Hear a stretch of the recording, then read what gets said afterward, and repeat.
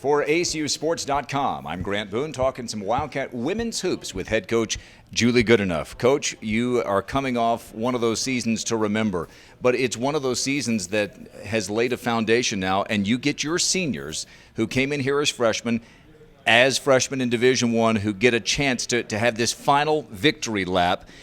How fired up are you for these four seniors, Susie and Lizzie Demba, Sydney Shellstead, and Alexis Mason? I'm really excited for them, and as their head coach, I've talked to them a lot this summer. We had a lot of meetings. I call them the super seniors, and in every meeting I try to reiterate that, hey, I'm willing to do whatever I need to do to ensure that this is the best season you've ever had in your career. We really want them to go out on just another phenomenal year, and they truly have established the foundation for Division I basketball for the ACU women's basketball team. And this season, I really would like for it to be one to remember, and one where they truly get to leave their legacy on the program. And so I'm excited for them. I will tell you, though, that I am excited that today is our first official day for workouts, and we started the very first minute of today. Midnight, right? We did. But there's a part of me, though, that's a little bit sad about it. I can't even imagine coaching the women's basketball team here without them. They've just been such a staple part of what we've done. But I am committed to, do whatever we need to do to make sure this is an incredible year for that special group of young women. Well, you're already going to have to coach your first game without Whitney Swinford.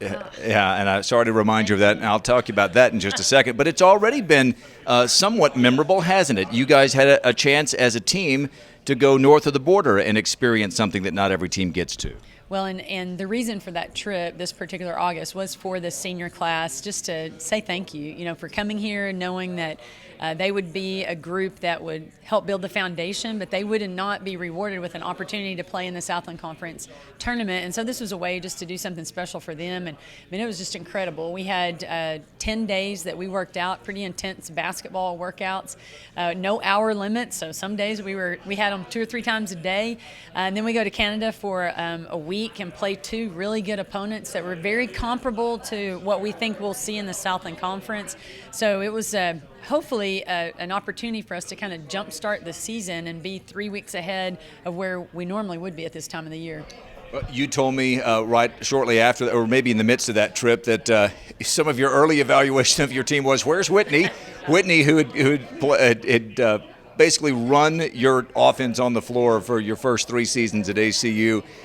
Now she's graduated. She's married to Tanner Swinford now, which happened in the offseason the previous year. You bring back, obviously, the 4 studs, the great players we just mentioned, and you brought in a freshman class this year, and I'm not going to even try to make comparisons, no reason to, but you like the variety of skills these young ladies bring, don't you?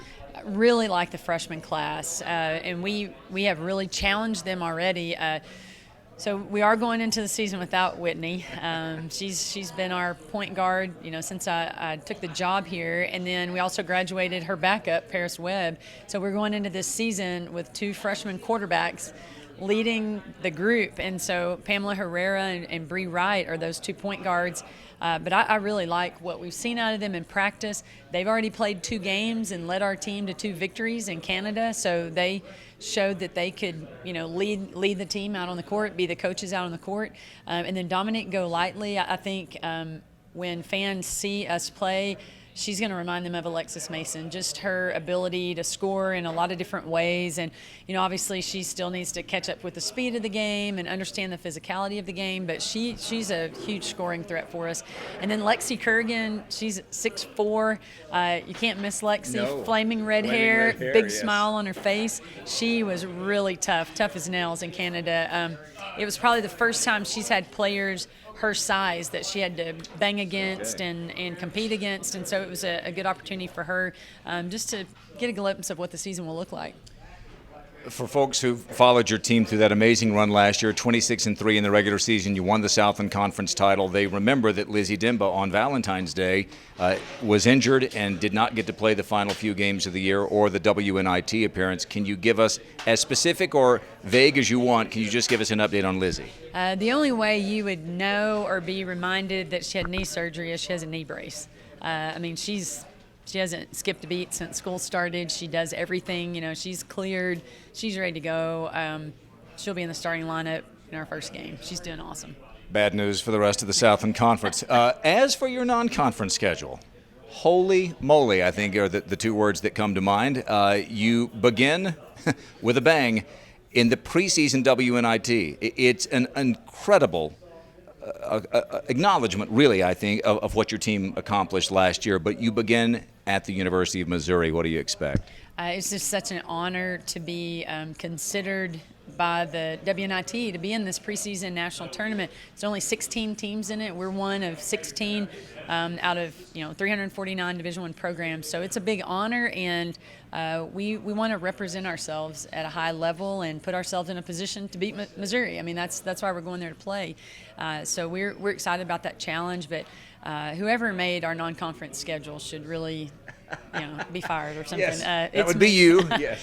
But in addition to Missouri, first of all, you're not exactly sure how the rest of that event is going to go. Some of it depends on whether you win as to where you go next, right? It's a true tournament where you move on if you win. It's a tournament. If we win, we would turn around, I think, play on the 13th, and looks like we'd probably go to Nebraska for that.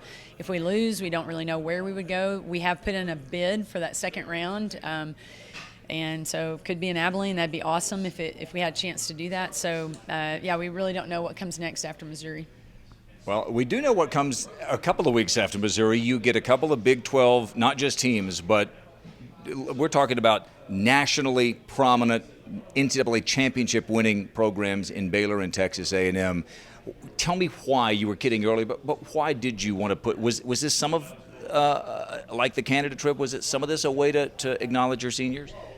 Well, the first 3 years of Division I, we played Kansas State and Texas Tech, and we just want a little variety, and Texas Tech doesn't want to play anymore. So yes. We just, kind of put some feelers out there, and we're contacted by A&M. We reached out to Baylor, but I just think those will be great teams for us to play against, two perennial powerhouse programs.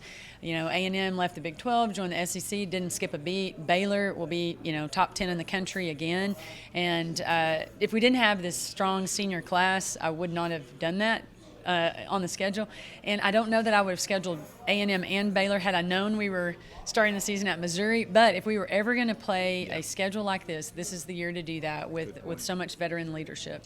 Well, and you're playing in some places where a lot of our fans can get to games with a short drive, right? Absolutely, yeah. And we hope that we'll have a good ACU contingent at Baylor and at A&M.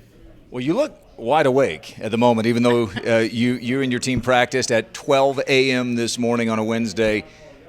Happy New Year to you and your staff and to the ACU women's basketball team. For Coach Julie Goodenough, I'm Grant Boone for ACUsports.com.